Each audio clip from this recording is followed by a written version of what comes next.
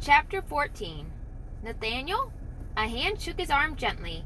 Dreaming of home, Nathaniel put his own hand over it and sleepily murmured, "A little longer, mother, please. Sit you a while beside me." "Poor lad," said the voice. "It's me, Basil." He cleared his throat and said more loudly, "Nathaniel, I need you to arise." Nathaniel's eyes popped open. Waking and realizing that it was Basil, not his mother, Nathaniel pushed Basil's hand away. He saw the hurt expression on Basil's face, but he couldn't help the rage he felt that the old man stood where he wanted his mother to be. Even his dreams had to be interrupted. Even asleep, he wasn't allowed to stay at home where he wanted to be. He bit his tongue to keep from shouting at Basil, at the world. Why did she have to die? Why did I have to come here? For a moment, his ice-blue eyes glinted with hatred. Basil sat on his heels. "I understand that look, lad," he said softly. "Someday, perhaps I will explain why." And then he spoke in a more matter-of-fact tone. "Never look at Eden that way, Nathaniel. It will earn you a whipping." He stood. "Now we must do something for Mistress McGuire. Get up and dress quickly. Come down to the parlor." Dawn was seeping into the house as Nathaniel hesitantly entered the parlor. He'd never before been in the formal room with its painted floor covering of black and white checks and its blue-gray chair rails. Beside the polished walnut spinet sat Mrs. McGuire in a high-backed chair. Her eyes were red and puffy. She'd obviously been crying. "I just wanted to hear the music and to see what the ladies wore," she was lamenting to Basil. "Yes, my dear, I understand. We can play a piece right now, though, as if we were royalty ourselves. And you are a far lovelier person than any of those grand dames in their white lead makeup and paste-on beauty marks. There was one lady whose wig was so big and so weighted down with feathers and jewels that it fell right off during a country dance." "Oh, no, Mr. Wilkinson, you make up stories to make me feel better." "No, mistress, 'tis true, very. We musicians had a hard time playing through our laughter. At that point, I'm afraid that all the gentles had a bit too much rum punch." He spotted Nathaniel. "Come in, lad, it's all right. Mistress McGuire and I have been practicing this piece by Handel, but it wants a flute and violin to her keyboard. I will play violin, and you your flute." "Nay, master," Nathaniel cried, "I know not the work." "Aye, but you read music now. You've worked through all the songs in my flute tutor. We will play the adagio movement, which is slow and simple in melody." He put his arm around Nathaniel's shoulder and drew him out of Mrs. McGuire's hearing. "She plays only so well herself, Nathaniel. This way she will have company in her mistakes.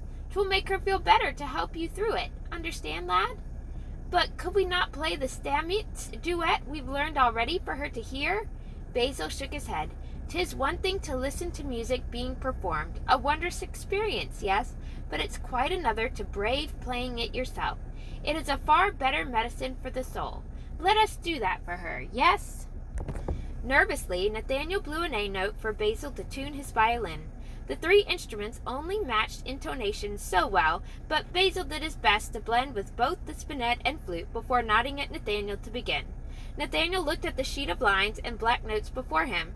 When he realized that he was the lead instrument, the first melody voice instead of Basil, the little dots of notes swam before his eyes.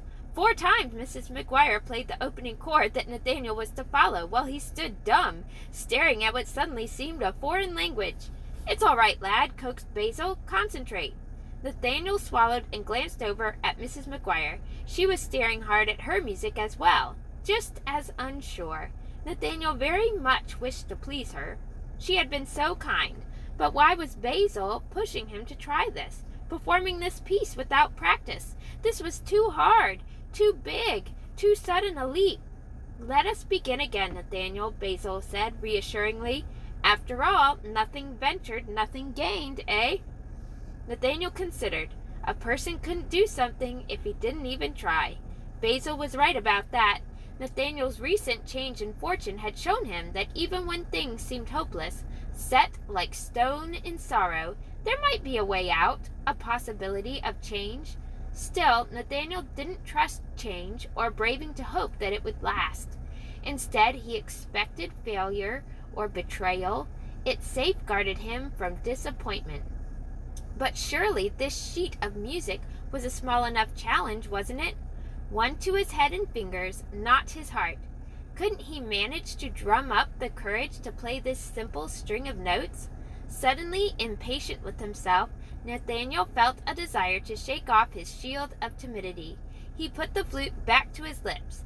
"Aye, sir," Nathaniel nodded. "I'll try." "Please," Basil smiled. "I will count a measure of preparation. 1, 2, 3. Mrs. McGuire rolled out the notes of the chord. This time Nathaniel stepped in with his melody. Only 5 notes in the first phrase, held out long, then trilled, then turned to momentary dissonance, then neatly resolved. Pause, and again. He and Mrs. McGuire's notes circled one another in a slow, dignified turn of song. A measure of rest, and then Basil joined in, his line echoing and following Nathaniel's, like birds calling to one another. "Answer me! Answer me!" The music was an incantation to speak, to express, without having to find the right words, without having to brave eye-to-eye conversation. Even the most shy, the most timid, could take flight, soaring in independent voice, blending together in harmony, then out again in solo. It was a dialogue of sound, of emotions that could remain undefined, and it unlocked something in Nathaniel.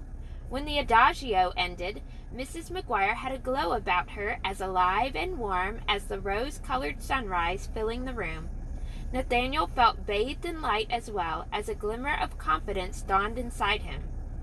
They played on, a sonata for violin and keyboard by Corelli, another for flute and keyboard by Abel. Now more sure of herself, Mrs. McGuire picked the composer, Henry Purcell. It was only when Basil and Nathaniel put down their instruments to listen to her that they realized Eden had slipped into the room in his robe and nightcap. He was sitting in a corner chair. His usual scowl was missing, and his eyes were half closed in pleasure. He was even tapping his foot in time with the lively rigadoon his wife was playing. Tugging on Nathaniel's sleeve, Basil motioned for them to leave. They tiptoed out of the room. The McGuires seemed not to notice. "A moment of harmony like that," Basil whispered, "is a sacred thing to be relished. Would that it could last, or that the colonies in England could find the same." "Perhaps the king and Mr. Randolph should play duets together," Nathaniel murmured. Both Basil and Nathaniel were startled by Nathaniel's attempt at political wit. They stopped short in the hallway and gazed at each other in surprise. Nathaniel smiled shyly, and Basil absolutely beamed. Chapter 15. The rest of January passed quickly and quietly. The excitement of the governor's ball vanished. Williamsburg residents disappeared into their burgundy, green, and mustard-colored houses against the cold. Smoke drifted up from their hearths into the pepper-gray skies. The backyard gardens lay barren. Winds rattled through the leafless orchards, making a hollow, haunted. Those who did walk the mile-long Duke of Gloucester Street did so in businesslike hurry, their woolen capes wrapped snugly around them, their faces so bundled they could take little notice of passer-by. Darkness flooded the streets by the late afternoon, and the nights dragged by, lit by tiny, scattered dots of candlelight. There was an air of waiting throughout the town, waiting for spring, waiting to see what would happen next between the king and his colonists.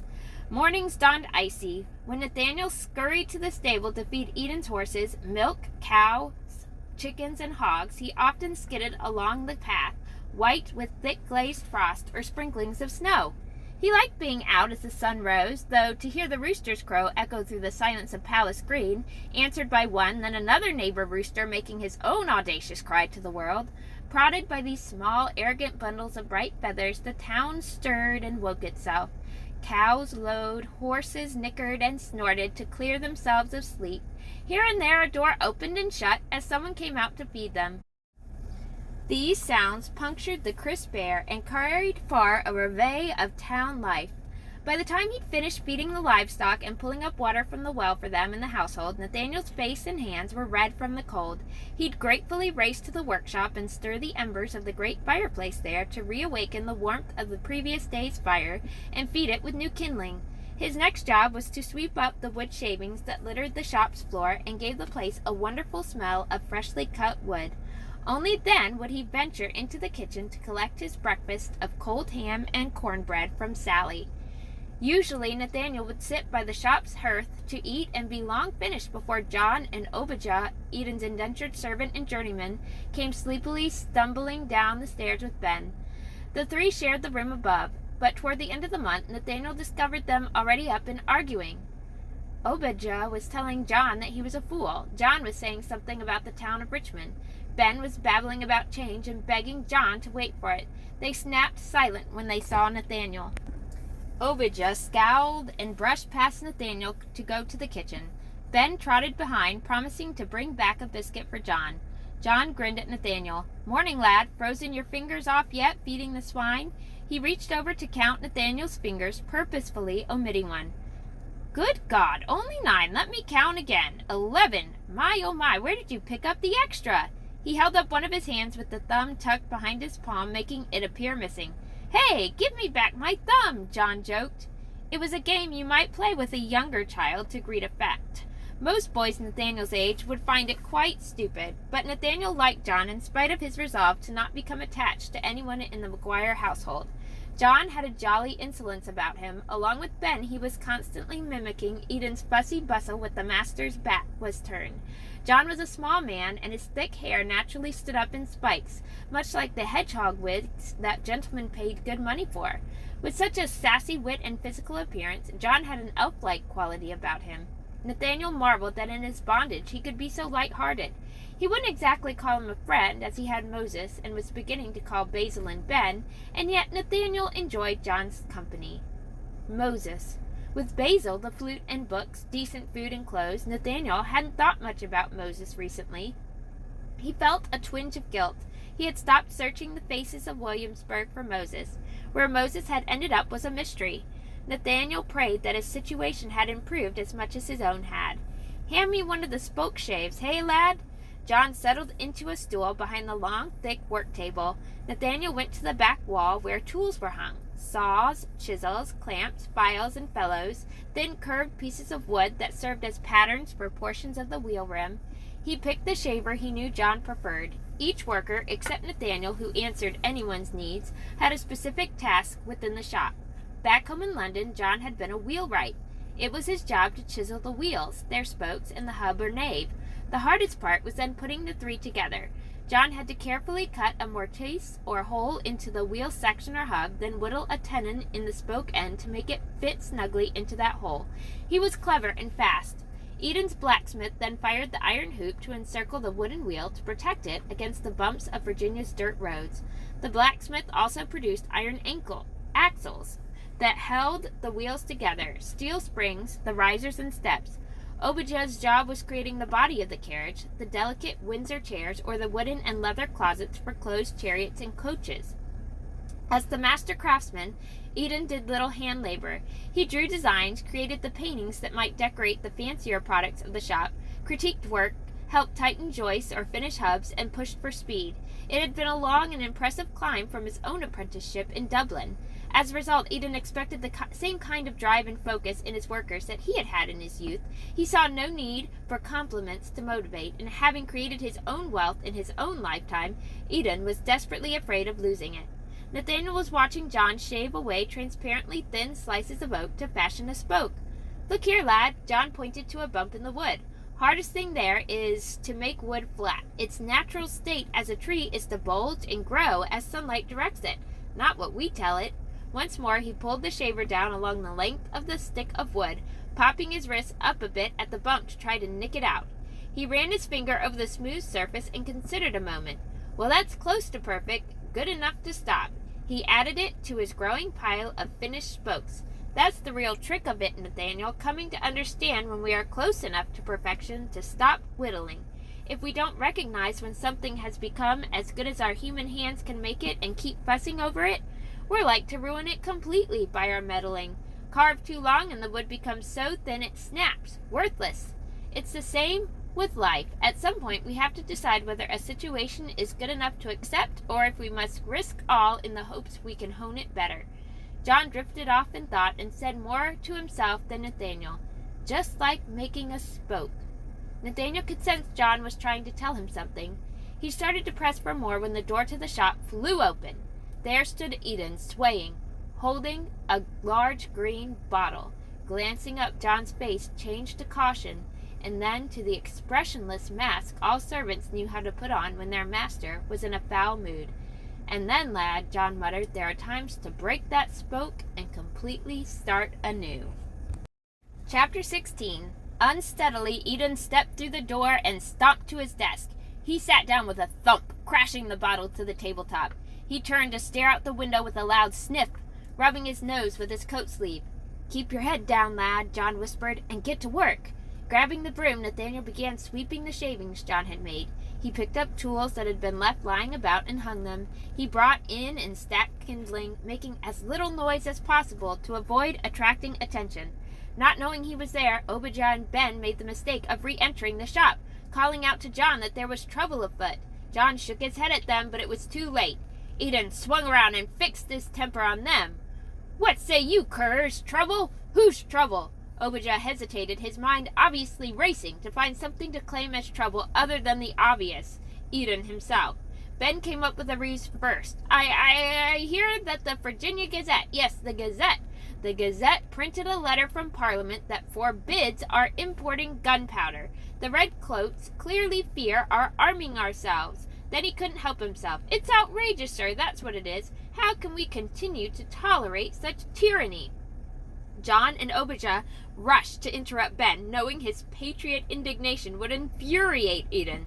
What will happen if savages attack Williamsburg and we have no gunpowder? John moaned, throwing his hands up dramatically. He made a face at Obijah to prompt him to chime in with something.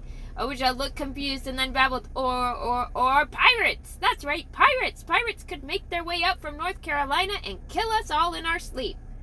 For a minute, Eden looked baffled.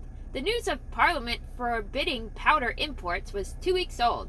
Some people had been in an uproar over it, but most Williamsburg residents were unruffled, knowing that the brick octagonal magazine in Market Square was loaded full of gunpowder and several thousand Brown Bess muskets. I know that, roared Eden. He squinted at Ben. You will not be one of these idiot patriots, hear me? If I find you participating in treasonous activities or standing about talking trouble, I will, he blustered, I will do such things to you that you'll wish you'd never been born. He shouted at all of them. I'm trying to stay neutral in this mess so that anyone, loyalist, patriot, innocent bystander like me, who wants a carriage will still come to me. If politics prevent business, I'm done for. I may have signed the non-importation agreement, but I did so under unjust pressure, I tell you. Nathaniel held his breath, watching Ben, fearing he would argue. Ben looked down, but his face flamed red with hatred.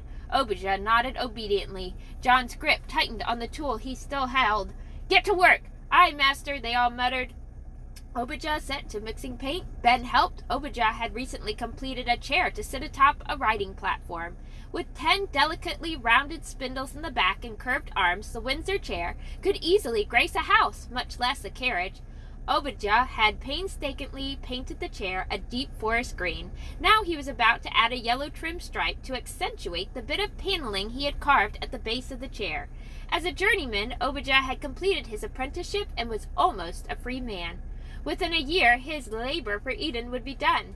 Then he could set up his own shop. He had been saving money toward that day, wearing threadbare clothes and broken open shoes that exposed his blue woolen stockings. Unlike John, who was owned by Eden during his indentureship, Obijah received a small commission for his work.